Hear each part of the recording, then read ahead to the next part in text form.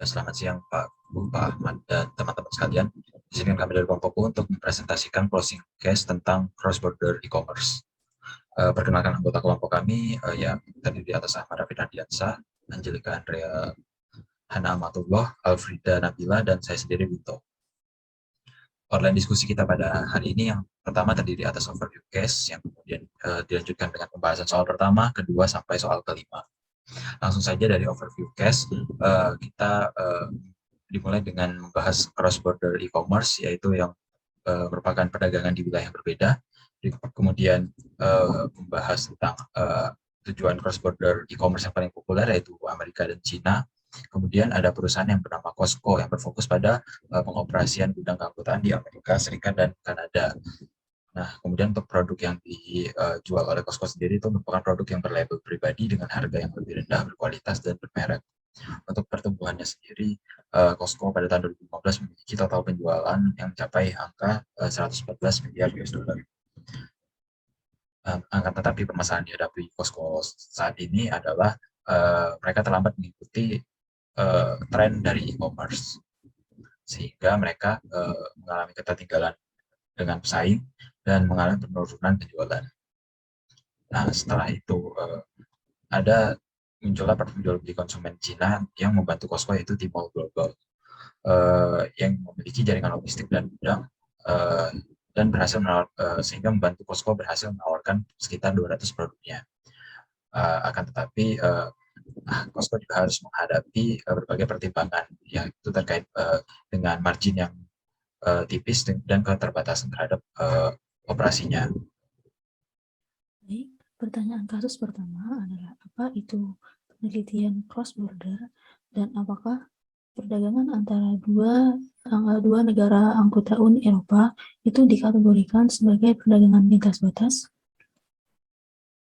Nah, apa itu cross-border trade atau perdagangan lintas batas? Yaitu perdagangan yang terjadi ketika pelanggan membeli produk secara online dari penjual di negara atau wilayah yang berbeda. Dalam perdagangan ini, faktor utamanya adalah batasan atau border yang mempengaruhi pola perdagangan lintas batas. Dalam lingkup e-commerce, penelitian cross-border merupakan studi yang mengkaji perdagangan lintas batas yang dilakukan oleh e-commerce. Penelitian ini mengkaji bagaimana dampak e-commerce terhadap pola perdagangan lintas batas dan secara lebih spesifik meneliti faktor-faktor yang mempengaruhi pola perdagangan lintas batas yang dilakukan oleh e-commerce. Dengan demikian, perdagangan lintas batas yang dilakukan e-commerce itu perlu didefinisikan kembali. Dalam mendefinisikan perdagangan lintas batas, peneliti dan praktisi seringkali mengecualikan perdagangan e-commerce antara negara-negara yang berbagi bahasa, border, serta mata uang yang sama. Untuk faktor yang pertama yaitu border, termasuk dalamnya adalah regulasi keuangan dan hukum di tiap negara. Regulasi keuangan mengharuskan perusahaan untuk memenuhi persyaratan, batasan, serta pedoman tertentu. Dengan kata lain, regulasi ini memastikan bahwa perusahaan dan pelaku pasar mematuhi berbagai peraturan di bawah Undang-Undang Perdagangan. Dalam konteks perdagangan lintas batas, tiap negara memiliki regulasi keuangannya masing-masing, sehingga sangat dimungkinkan peraturan perdagangan antara satu negara dengan negara lainnya itu berbeda. Nah, transaksi antara kedua negara ini dikategorikan sebagai cross-border trade. Sebaliknya, jika regulasi terkait perdagangan antara satu negara dengan negara lainnya itu sama, transaksi antara keduanya bisa saja tidak dikategorikan ke dalam perdagangan lintas batas. Kemudian untuk faktor yang kedua adalah bahasa. Bahasa di tiap negara itu berbeda-beda satu sama lain tentunya. Perdagangan antara dua negara dengan bahasa yang berbeda mengindikasikan terjadinya perdagangan lintas batas. Apabila negara-negara di mana penjual dan pembeli berada itu memiliki bahasa bersama atau menggunakan bahasa yang sama, transaksi antara keduanya itu dapat dimungkinkan tidak termasuk ke dalam cross-border trade. Kemudian faktor yang ketiga adalah mata uang. Dalam perdagangan lintas batas, mata uang yang digunakan oleh penjual, yaitu mata uang di mana bisnisnya berada, itu berbeda dengan mata uang yang digunakan pembeli dalam pembayaran. Dengan kata lain, jika pembeli dan penjual itu tidak berada di wilayah yang sama, transaksi antara keduanya itu akan dianggap sebagai transaksi lintas batas. Nah, berdasarkan penjelasan-penjelasan tersebut, perdagangan antara dua negara anggota Uni Eropa itu tidak termasuk ke dalam perdagangan lintas batas, dikarenakan mereka menggunakan regulasi, bahasa, serta mata uang yang sama. Di Uni Eropa, terdapat regulasi yang diterapkan secara keseluruhan oleh semua negara anggota. Contohnya adalah regulasi untuk memastikan perlindungan antara barang-barang yang diimpor, serta regulasi untuk menghilangkan biaya internet. Kemudian negara-negara anggota di Uni Eropa itu juga berbagi bahasa resmi yang sama. Untuk menjadi bahasa resmi Uni Eropa, bahasa tersebut harus menjadi bahasa resmi negara anggotanya. Misalnya, bahasa Prancis adalah bahasa resmi di Prancis, yang mana Prancis itu merupakan negara anggota Uni Eropa. Nah, dengan demikian, bahasa Prancis itu juga merupakan bahasa resmi Uni Eropa. Kemudian yang terakhir adalah mata uang. Mata uang yang digunakan oleh negara-negara yang tergabung dalam Uni Eropa adalah sama, yaitu menggunakan mata uang euro. Oke, untuk selanjutnya kita tuh akan membahas mengenai deskripsi dari keadaan cross-border market yang sekarang dan juga estimasinya. Nah, perlu kita samakan untuk saat ini yang dimaksud itu adalah kita mengambil latar belakang dari yang ada pada kasus atau pada tahun 2015. Kemudian yang pertama kita lihat di sini gimana sih kondisi cross border market pada kasus gitu. Jadi yang pertama itu dikatakan bahwa ada 300 billion atau ada 300 miliar global cross border B2C transactions. Nah, angka ini tuh baru mencapai 16% dari keseluruhan B2C transaction-nya. Nah, sebenarnya pada tahun 2015 itu sendiri angka ini tuh menjadi potensi gitu karena seperti yang kita tahu ketika kita melakukan transaksi yang berbeda negara atau internasional atau kita sebut juga dengan global transaction ini, kita tuh akan sebagai customer akan semakin mudah untuk bisa menemukan yang produk market fit gitu. Karena kan pilihannya akan semakin banyak, beragam, dan juga tidak ada keterbatasan seperti, oh kita cuma bisa cari dari toko-toko atau penjual yang ada di Indonesia aja gitu.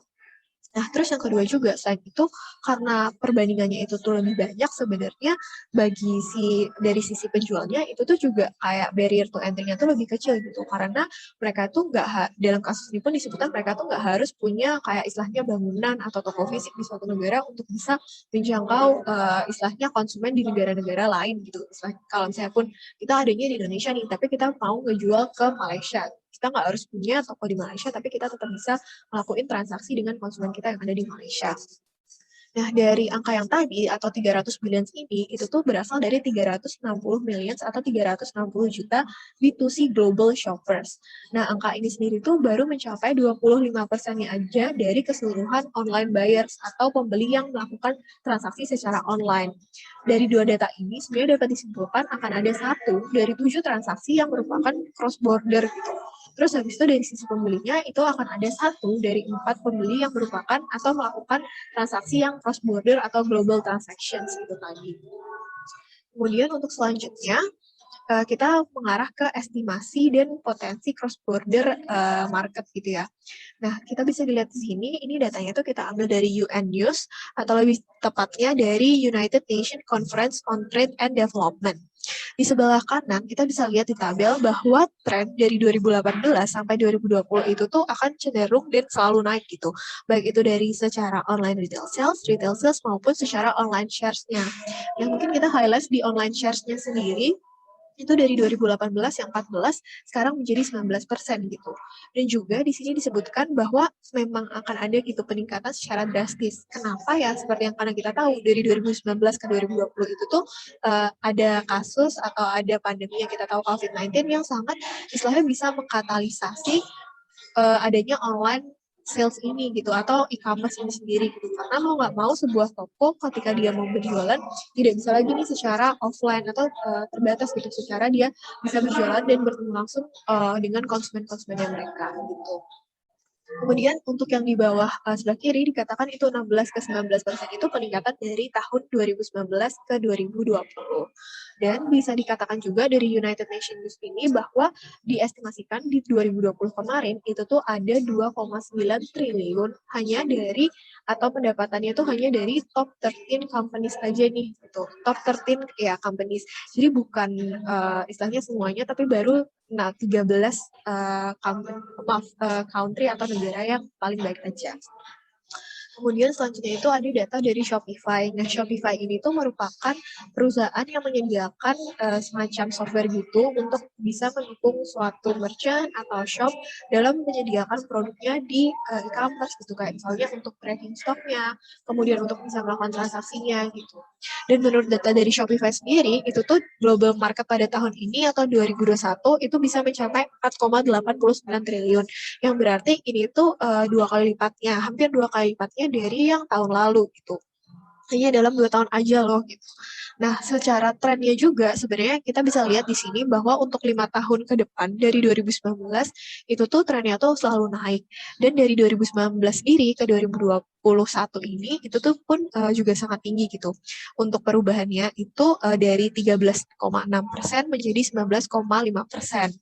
Dan untuk peningkatan yang cukup besar atau mungkin atau bahkan tidak besar ini bisa dikatakan kayak, oh kok cuma 6% aja ya gitu. Tapi sebenarnya secara market share itu udah tumbuh sebanyak atau menjadi 45,8% hanya dalam 2 tahun aja. Jadi itu kayak peningkatan yang sangat signifikan sebenarnya.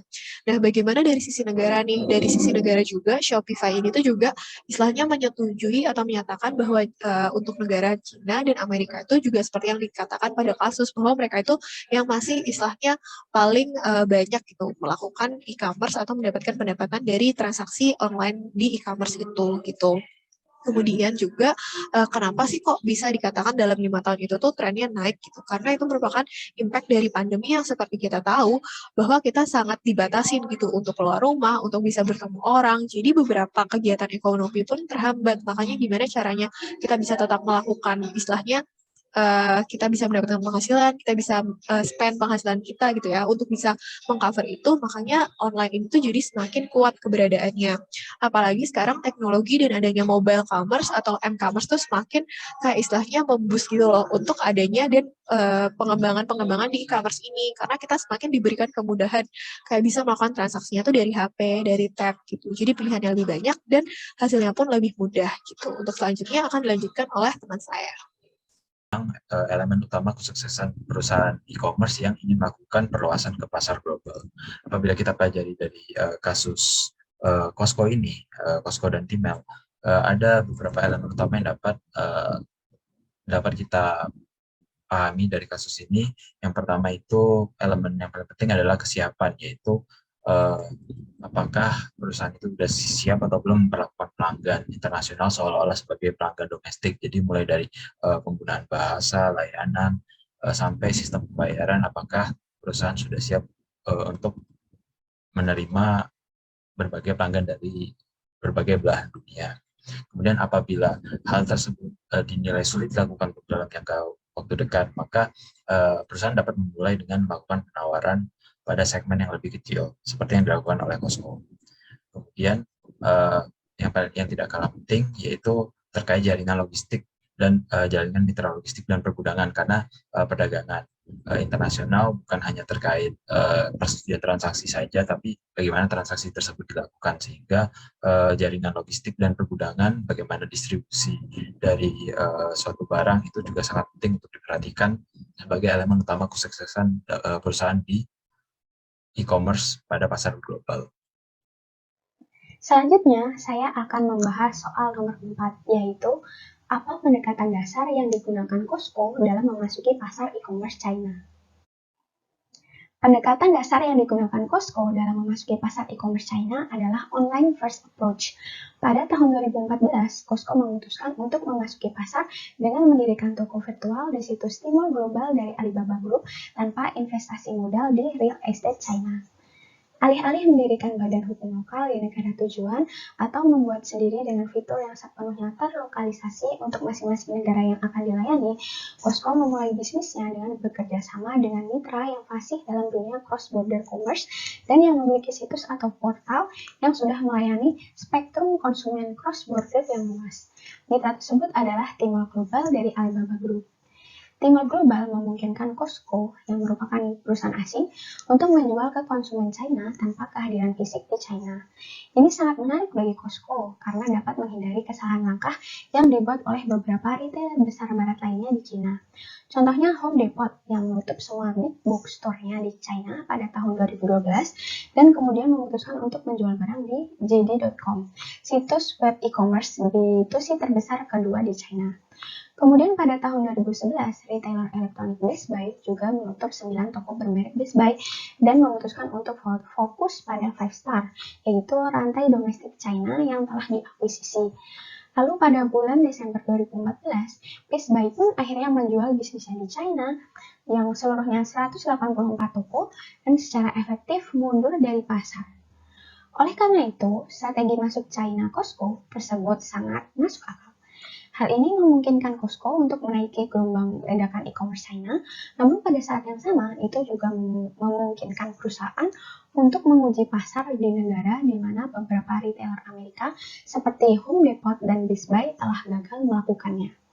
Costco pun mampu memangkas banyak biaya yang mungkin akan terjadi jika menggunakan model retail tradisional, mulai dari sewa ruang komersial di kota-kota besar seperti Beijing dan Shanghai yang melonjak tinggi, biaya perekrutan staf, penjualan dan pelatihan, biaya pertukaran tipikal yang terkait dengan sistem pembayaran berbasis kartu, serta biaya logistik secara keseluruhan. Selain itu, pendekatan ini juga mengurangi kebutuhan izin usaha lokal untuk mendirikan toko online yang bisa menjadi usaha yang kompleks, panjang, dan mahal. Sehingga dengan menggunakan online first approach, Costco dapat mengurangi banyak risiko yang terlibat tanpa melakukan investasi besar-besaran di toko offline. Dan tentu saja, berada di platform mapan seperti Tmall yang memiliki volume transaksi 77 miliar dolar pada tahun 2013 juga membantu Costco untuk berkembang. Tmall yang merupakan pasar B2C online terbesar di China telah memiliki basis pelanggan yang stabil dan popularitas yang stabil. Merek internasional seperti Nike, Adidas, Gap, Converse, West, dan Maybelline, serta merek fashion kelas atas seperti Burberry dan Estee Lauder pun merasa penting untuk hadir di Tmall. Costco secara tidak langsung mendapat keuntungan dari pelanggan yang datang ke Tmall untuk merek lain dan kemudian menemukan Costco yang saat itu belum banyak dikenal di China. Hasilnya, strategi dan pendekatan Costco tampaknya sukses besar. Dalam beberapa hari setelah membuka toko online pada Oktober 2014, Costco mengklaim telah menjual lebih dari 3 ton kacang dan 1 ton cranberry kering kepada konsumer China. Selanjutnya, pada Singles Day, Costco meningkatkan penjualan sebesar 3,5 juta dolar hanya dalam 24 jam, yang tentunya membuat manajemen perusahaan terkejut.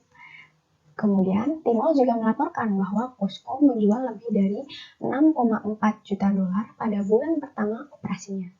Tentunya ini merupakan hasil yang sangat baik dan membuktikan bahwa pendekatan yang dilakukan Costco dalam memasuki pasar Cina sudah tepat. Kemudian, sekarang kita akan masuk pada kesimpulan. Dengan demikian, untuk merek global yang ingin diluncurkan di Cina seperti Costco, pendekatan online first merupakan ide yang bagus. Pendekatan online first adalah strategi berisiko rendah dengan return yang tinggi, serta jika karena alasan tertentu gagal, maka bisnis tidak akan lebih banyak.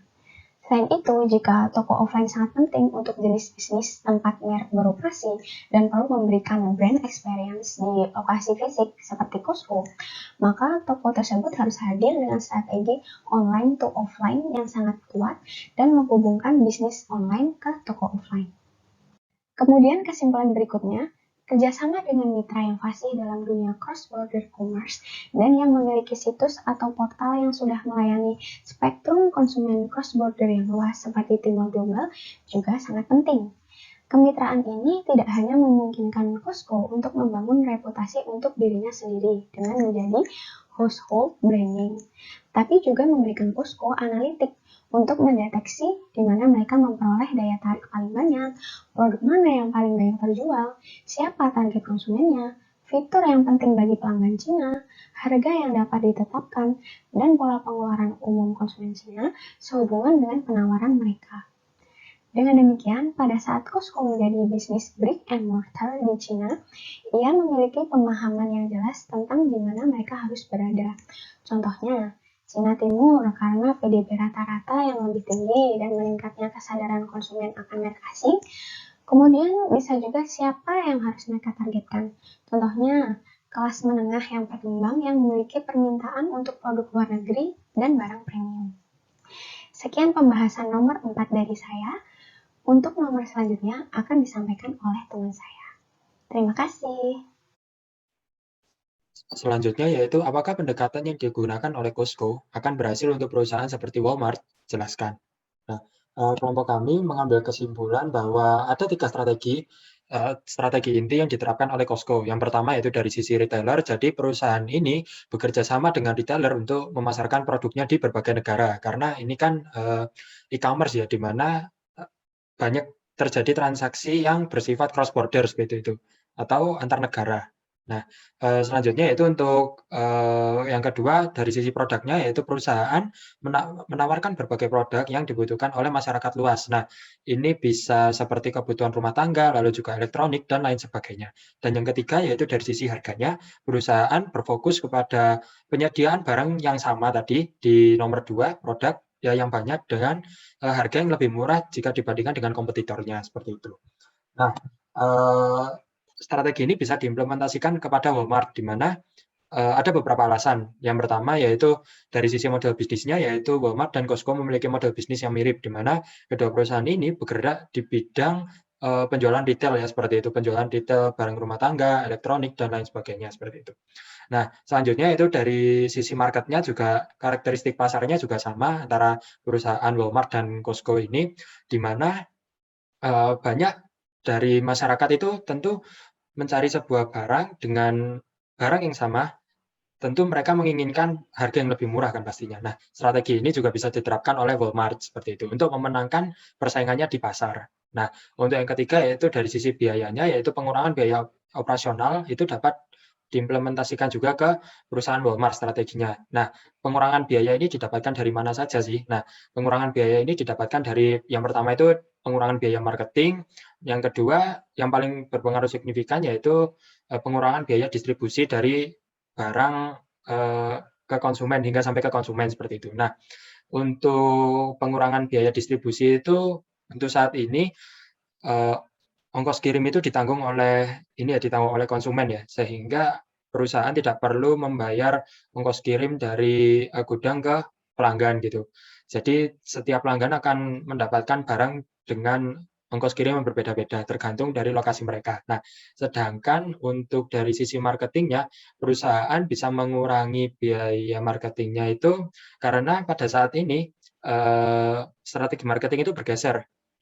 Strategi marketing perusahaan itu, di mana saat ini lebih banyak ke Facebook Ads, lalu Instagram Ads, lalu tinggal promosi di website-website seperti itu, sehingga tidak perlu memasang promosi besar-besaran misalkan di jalan raya ataupun di menyewa stasiun televisi dan lain sebagainya seperti itu.